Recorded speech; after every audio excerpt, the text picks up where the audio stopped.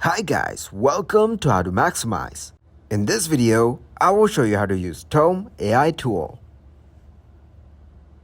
To start the process, go to your Google Chrome and search for futuretools.io. As the screen appears, go to the search box and type Tome. Now scroll down and click on Tome. Here click on Visit Tome. Tome page will appear on the screen. Then click on Sign Up and claim credits. After that, click on Continue with Google as you can see on your screen. Now choose an account. Wait for it to load. Here, click on Login. Then click on Sign In with Google. After that, click on your account. Then click on Go Home. Now create your profile. First, enter your name and then select your role. Then click on Next.